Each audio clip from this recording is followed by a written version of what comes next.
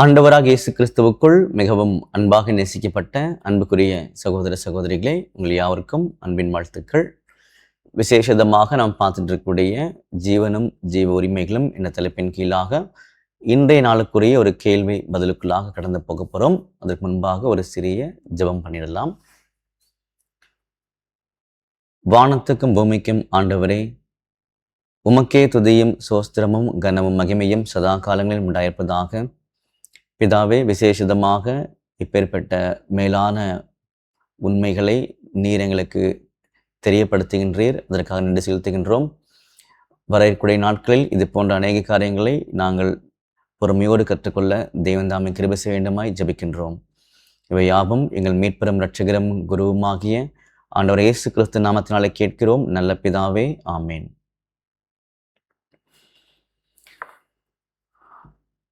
அன்புக்குரிய சகோதர சகோதரிகளே, 1910 வருஷத்தில் கேட்கப்பட்ட ஒரு எளிமையான கேள்வி, எளிமையான சிறிய பதில். சரிங்களா?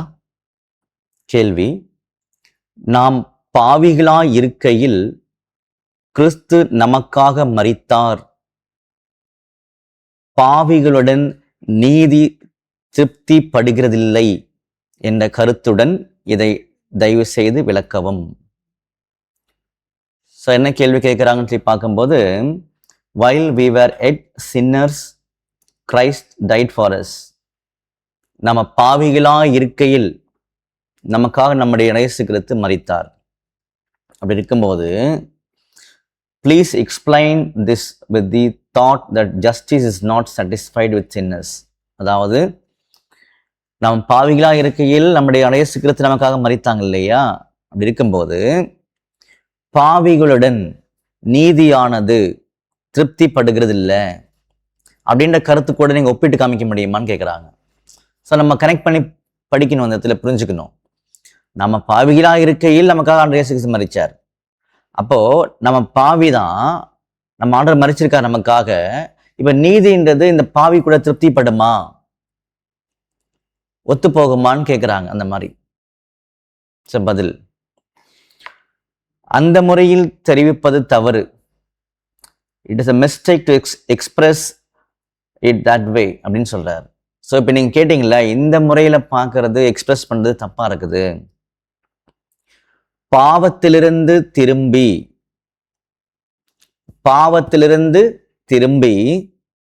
கர்த்தர் கிறிஸ்துவில் தேவனுடைய ஏற்பாட்டை ஏற்றுக்கொண்டிருக்கிற பாவிகளுடன் நீதி திருப்திப்படுத்தப்படுகிறது. பார்த்தீங்களா?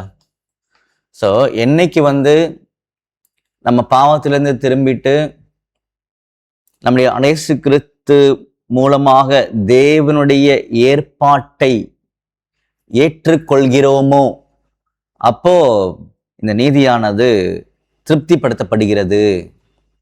நீதி திருப்திப்படுத்தப்படுகிற என்ன அர்த்தம்? நல்ல கவனிங்க. நீதியை சாட்டிஸ்ஃபை பண்றோம், அல்லது நீதி திருப்திப்படுத்தப்படுகிறதுன்னு என்ன அர்த்தம்னா, அதுக்கேற்ற அது என்ன கேட்குது அதை கொடுத்துட வேண்டியது தானே.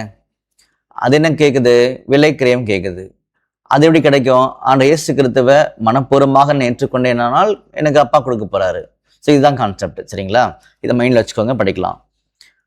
நீங்க கேட்டது மாதிரி அந்த முறையில் தெரிவிப்பது தவறு. பாவத்திலிருந்து திரும்பி கர்த்தர் கிறிஸ்துவில் தேவனுடைய ஏற்பாட்டை ஏற்றுக்கொண்டிருக்கிற பாவிகளுடன் நீதி திருப்திப்படுத்தப்படுகிறது. அதுதான் நாம் வகுப்பார். இந்த இடத்துல அப்படிதான் பேசுறாரு.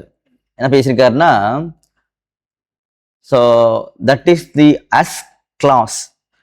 நாம் வகுப்பார்னு சொல்றாரு. நாம் வகுப்பார் நம்ம தான். இந்த வகுப்பாரு தான் அது. எந்த வகுப்பாரு? நீதி திருப்திப்படுத்தப்பட்டிருக்கூடிய பாவிகள் வகுப்பார். ஸோ இந்த வார்த்தை கரெக்டாக நம்ம புரிஞ்சுக்கணும், தவறாக புரிஞ்சுக்காதீங்க. நாம தான் இந்த வகுப்பாருன்னாரு. எந்த வகுப்பாரு அப்படின்னா, நாம பாவிகளா இருக்கையில் நம்முடைய இயேசு கிறிஸ்து நமக்காக மரித்தாரு. அதுக்கப்புறமா அவர் மூலமாக வெளிப்படுத்தப்பட்ட கடவுளுடைய திட்டத்தை ஏற்றுக்கொண்டு வந்திருக்கோம்ல, நம்ம தான் இந்த வகுப்பாரு. எந்த வகுப்பாரு? நீதி திருப்திப்படுத்தப்பட்ட வகுப்பாரு அப்படின்னு சொல்றாரு. இப்படிப்பட்டவர்கள் மனப்பூர்வமாக பாவிகளாக இல்லாததால் இப்படிப்பட்டவர்கள் மனப்பூர்வமாக பாவிகளால் இல்லாததால் அப்படின்னு அர்த்தம், பலவீனத்தின் நிமித்தமாக இருக்கிறது வேற, இயலாமை நிமித்தமா இருக்கிறது வேற. ஆனா மனப்பூர்வமா ஹார்ட்டடா பாவம் பண்றாங்களா, அதெல்லாம் முடியாது, அவங்கள இங்க சேர்க்க முடியாதுன்றார். திரும்ப படிக்கலாம். இப்படிப்பட்டவர்கள் மனப்பூர்வமான பாவிகளாக இல்லாததால் இனிமேல் பாவிகளாக அவர்கள் இருக்கிறதில்லை. இனிமேல் பாவிகளாக அவர்கள் இருக்கிறதில்லை. இனிமே அவங்களை ஏன் பாவின்னு சொல்லி சொல்றது இல்லைன்னா, அவங்க மனப்பூர்வமா பாவி கிடையாது, பலவீனத்தின் நிமித்தமாக தான் சூழ்நிலைக்குள்ள அப்பப்போ போயிட்டு வராங்க. ஆனா மனப்பூர்வமா அவங்க பண்றது இல்லை. அதனால அவங்க என்ன சொல்றது இல்லைன்னா, இனிமேல் பாவிகளாக அவர்கள் இருக்கிறதில்லை.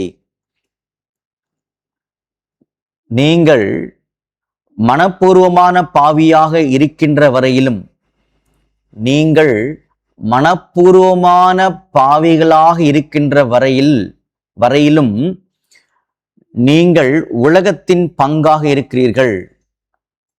மனப்பூர்வமாக நம்ம பாவியா இருக்கிறோம் அப்படின்னா உலகத்தினுடைய ஒரு பங்கா, ஒரு part, we are part in the world, உலகத்துல ஒரு பங்காக இருக்கிறோம் அப்படின்னு சொல்றார். எப்போ மனப்பூர்வமாக பாவம் பண்ணிட்டே இருக்கோம்னா, நீங்கள் பாவத்தை விட்டு விலகி அவருக்கு அருகில் ஈர்க்கப்பட்ட பிறகு, நீங்கள் பாவத்தை விட்டு விலகி அவருக்கு அருகில் ஈர்க்கப்பட்ட பிறகு, அன்புக்குரிய சகோதர சகோதரிகளே, இதெல்லாம் நிறைய நிதானமா பிராக்டிக்கல் உதாரணங்களோடு பார்க்கும்போது தான் இறுதித்துக்குள்ள போகும். ஏன் அப்படின்னா, நீங்கள் மனப்பூர்வமாக பாவியாக இருக்கின்ற வரையிலும் சொல்லப்பட்டிருக்கு இல்லையா? அப்ப பாவம் எது? நிறைய காரியம் இருக்கு உலகத்துக்குள்ள, சரிங்களா? ஏதாவது ஒரு இடத்துல போய் ஒரு லஞ்சம் கொடுக்கணும் அப்படின்னா, கொடுத்தாதான் வேலை நடக்கும் அப்படின்னா வேற வழி இல்லை, கொடுத்து முடிங்க அப்படின்னு சொல்றது கூட சூழ்நிலைகள் இருக்குல்ல. ஆனா இன்னைக்கு இருக்கக்கூடிய கவர்மெண்ட்டே அது வேணான்ற மாதிரி ஒரு மனிதன் பாவத்துக்குள்ள இருக்கிறவங்களே அப்படி கருதும் போது நம்மெல்லாம் எந்த அளவுக்கு உறுதியா இருக்கணும். இது உதாரணமா சொன்னேன். அது போல ஒவ்வொரு செய்கையிலுமே எவ்வளவு உதாரணமா இருக்கணும், நம்ம உறுதியா இருக்கணும் அப்படின்னு நமக்கு தெரியணும். அதனால்தான் நீங்கள் மனப்பூர்வமான பாவியாக இருக்கின்ற வரையிலும் நீங்கள் உலகத்தின் பங்காக இருக்கிறீர்கள். நீங்கள் பாவத்தை விட்டு விலகி அவருக்கு அருகில் ஈர்க்கப்பட்ட பிறகு, பாவத்தை விட்டு விலகி அவருக்கு அருகில் ஈர்க்கப்பட்ட பிறகு அவர் உங்களிடம் நெருங்கி வந்தார். நீங்கள் பரிந்து பேசுகிறவர் வழியாக பிதாவிடம் வந்தீர்கள் என்பதை தவிர அவர் இன்னும் உங்களை ஏற்றுக்கொள்ளவில்லை. நம்முடைய பிதாகிய தேவனை பத்தி சொல்றாரு. நாம அப்பா கிட்ட அந்த இயேசு கிறிஸ்து மூலமா வந்திருக்கிறோம், இதுதான், வேற ஒன்றும் இல்லை. இன்னும் நம்மளை அவர் ஏத்துக்கல. நம்மளை எப்போ ஒரு முழுசா ஏத்துப்பாருன்னு சொல்லி பார்த்தீங்கன்னா, கம்ப்ளீட்டா ஃபுல்லி ஜஸ்டிஃபைட் கண்டிஷன்ல, நீதிமான நிலைமையில பூர்ணப்பட்ட பிறகுதான் அப்பாவுடைய கிட்ட போய் நிற்க முடியும். இப்போதைக்கு அந்த இயேசு கிறிஸ்து மூலமா எல்லாத்தையும் என்ன பண்ணியிருக்காருன்னா அவர் அக்செப்ட் பண்ணிக்கிறாரு அப்படின்னு பார்த்தீங்கன்னா சொல்றாரு, சரிங்களா? அப்ப கேட்ட கேள்வி பார்த்தீங்கன்னா, நாம் பாவிகளாக இருக்கையில் நம்முடைய இயேசு மரித்தாரு, பாவிகளுடன் நீதி திருப்திப்படுகிறதில்லை என்ற கருத்துடன் இதை சேர்த்து சொல்லுங்க, புரிய வைங்கன்னு கேட்டாங்க. நீங்க சொல்ற மாதிரி இது புரிஞ்சுக்க முடியாது. என்னைக்கு அந்த இயேசு கிறிஸ்துவை மனப்பூர்வமா ஏற்றுக்கொண்டு பாவத்தை விட்டு விலகி வரீங்களோ அன்னைக்கு நீதியானது திருப்திப்படுத்தப்பட்டிருக்குதுன்றதான் நமக்கு சொன்னார், சரிங்களா? அப்ப அன்புக்குரிய சகோதர சகோதரிகளே, இது குறித்து தொடர்ந்து தியானிப்போம். ஒரு சிறிய ஜெபம் பண்ணி முடிச்சிடலாம். சர்வ வல்லமையும் மகா இரக்கமும் கிருபையும் நிறைந்த அன்பின் பரலோக பிதாவே, உமக்கே துதியும் சோஸ்திரமும் கனமும் மகிமையும் சதா காலங்களிலும் உண்டாயிருப்பதாக. பிதாவே, இப்பேற்பட்ட அநேக காரியங்களை வரக்கூடிய நாட்களில் இன்னும் அதிகமாக தெரிந்து கொள்ளவும் அதற்காக பிரயாசப்படவும் தேவன் தாமே எங்களுக்கு நல்ல ஒரு இருதயத்தை கொடுத்து வழிநடத்த வேண்டுமாய் ஜெபிக்கின்றோம். இவை யாவும் எங்கள் மீட்பெரும் இரட்சகரும் குருவுமாகிய ஆண்டவராக இயேசு கிறிஸ்துவின் நாமத்தினாலே கேட்கிறோம் நல்ல பிதாவே, ஆமேன்.